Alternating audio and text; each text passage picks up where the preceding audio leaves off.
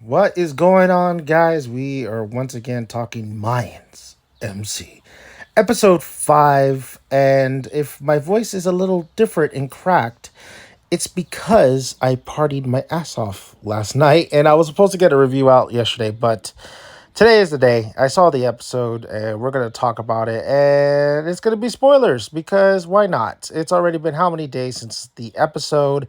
So there is things I actually really liked about this episode, but I'm going to let you guys know right off the bat it was just a fine episode. There is still things where like why are they writing it like this? Why are they talking like this?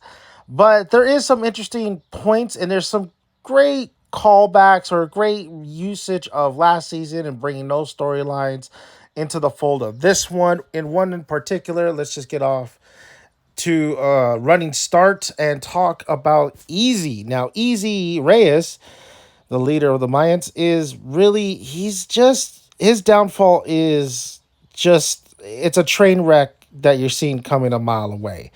It's gonna happen. Either I don't see Easy living after the end of this season. He really does feel like a protagonist, a character from season 1, and now we're at season 5, who has absolutely just been despicable. He's a despicable leader. He's a despicable character. I mean, he fought the big guy and he won, but the problem is he's a rat. He's a rat. He also is steering this club, even though the club is behind him. The things he's done that are secrets that will be coming out, it's going to be his downfall, and it's going to be a lot of these guys' downfall.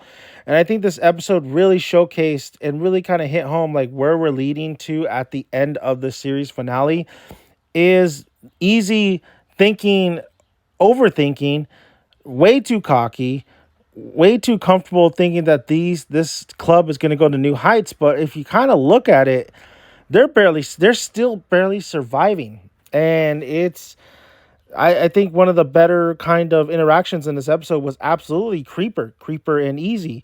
Now, my thought process on Creeper finding out from his cop girlfriend, who is not a cop no more, that Easy was the rat, and him not believing her, then going to Smokey, who ordered the hit on Creeper, but he's still alive, and him knowing who the rat is. And of course, believe Smokey, I think what's his name, is played by the actor who played Tuco. So that was great to see him in there and more reserved. I know he really hated playing Tuco, but great stuff.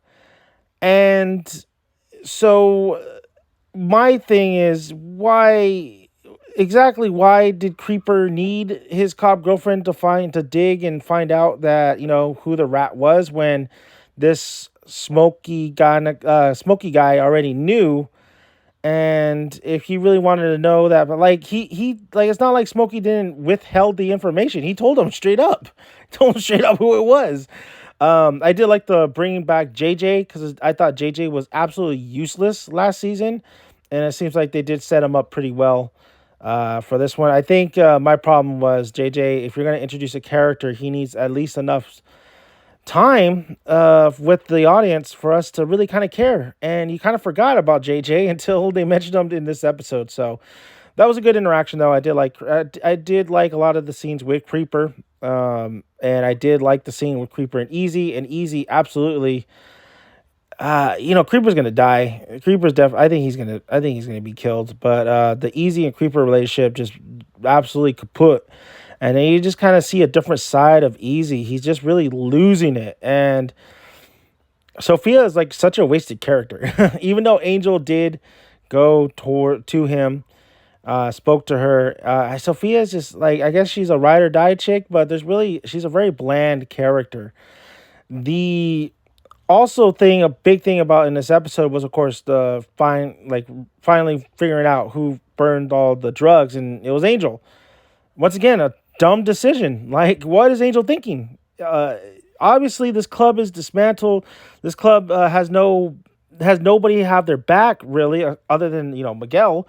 But he should have knew that this club is gonna go down the drain, and people are going to die. His brothers that he loved so much are going to die because he burned all those drugs. There's no pipeline. That's it. That was their main. That's their was their source. So I don't understand why he did it.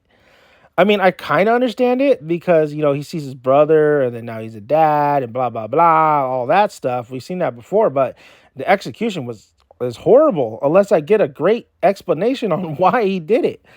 So yes, the angel is the person who burned it down, and a lot of people guessed it right. And honestly, it doesn't really matter to me. It still doesn't. It still doesn't really matter, or not matter, but it doesn't really. I'm not shocked. Honestly, I'm really really not shocked. I think I'm more engaged now of the whole bringing back Easy as a Rat. I think that's a little bit more interesting story right now for me. The Letty and the Hope scenes in the beginning, and then just giving the money to the guy, and like being able to, everything's going good for them until it's not towards the end of this episode. I really don't. I don't. I mean, they'll probably do something with those two, especially now that Isaac has Letty, but it's still it does nothing for me. The scenes felt like a waste of time. They lingered way too long on them dancing and singing. Two beautiful women, but what just a waste of their talent. Honestly, it's just the editing is poor, piss poor sometimes in this episode, and I thought it was a very ugly looking episode. Sometimes Sons of Anarchy could be kind of ugly looking, especially since it's an older show. But the Potter scenes, especially, were very ugly to look at, and you just want a little bit better light to it. And I gotta say, the one lady who has Miguel on the balls and has Potter on the balls too, she looks like Kathleen Kennedy from who's running Star Wars and George Lucas film. Does she not? She looks like Kathleen Kennedy. If anybody knows who Kathleen Kennedy is, Emily has a scene. That was it. The whole then I appreciate the fact that we got the bastards. We got the bastards in there.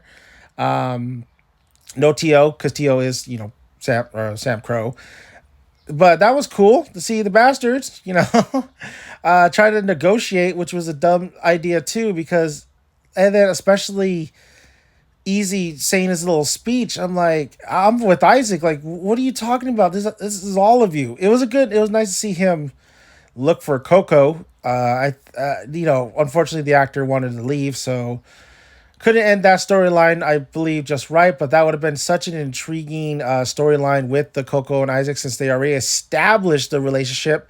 And that's the other thing too that I noticed in the beginning of this episode, when Angel first of all kills him from very far with the shotgun, perfect aim, but the motherfucker can't aim for shit in the past episodes.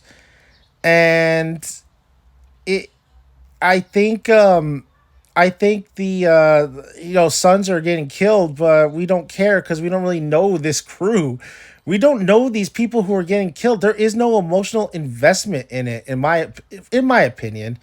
But people are, just maybe want some action, and it doesn't necessarily really matter. But I think it's more meaningful when people die, and like Coco's death, and we know Coco from all these seasons. I think it should be the other way around too. The sons, like, we should know these sons and kind of feel that. So Troy just made a little cameo. If you heard the footsteps, that was my son. Speaking of Sons of Anarchy, I do think Isaac's performance is still pretty good. I think Isaac is still a good antagonist. It's just really jarring. I mean, I know we're gonna beat the dead horse, but where's Chibs? Where's Tig? Where's Happy? Like, this doesn't really feel like this.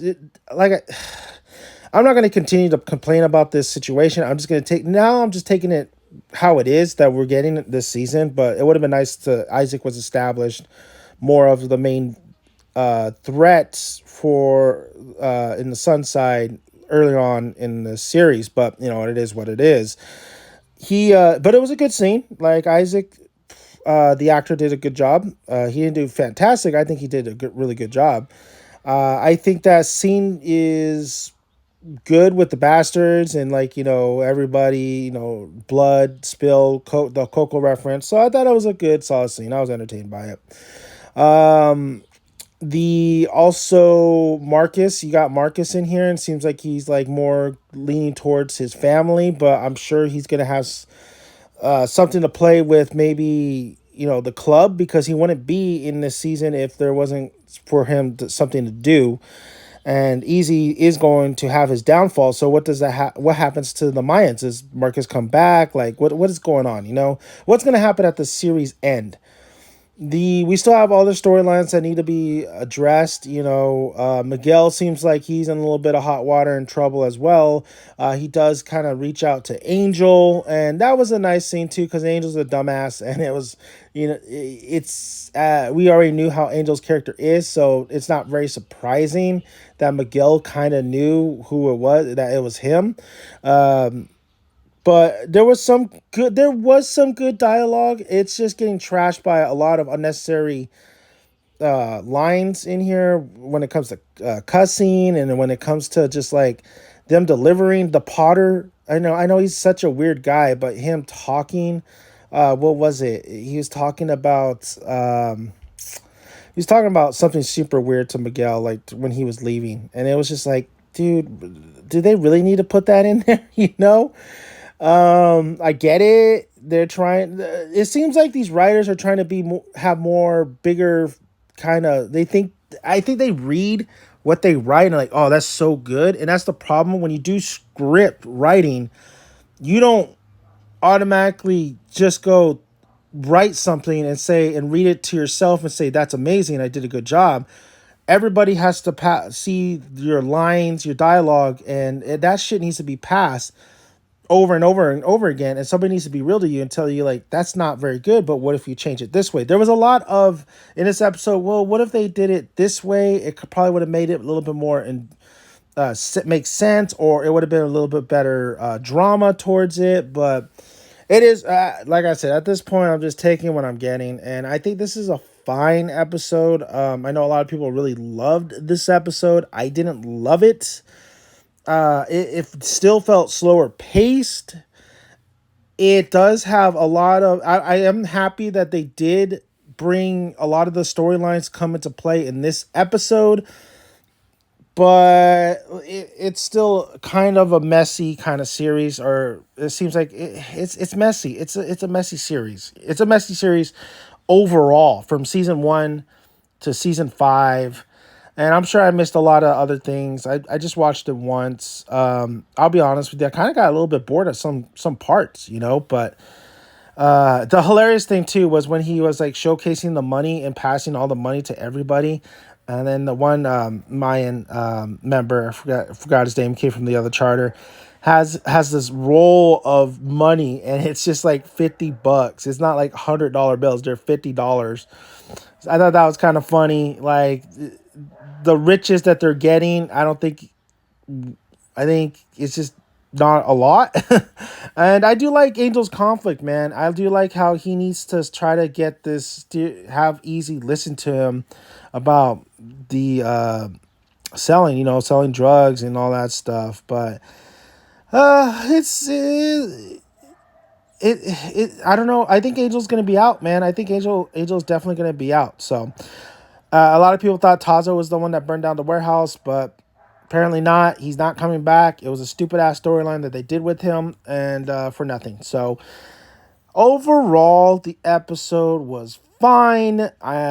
Just let me know what you guys thought about it. I'm gonna have me and Sandra are actually gonna do the podcast on Tuesday, so we're gonna break it down a little bit better and more, and I'll maybe rewatch it again.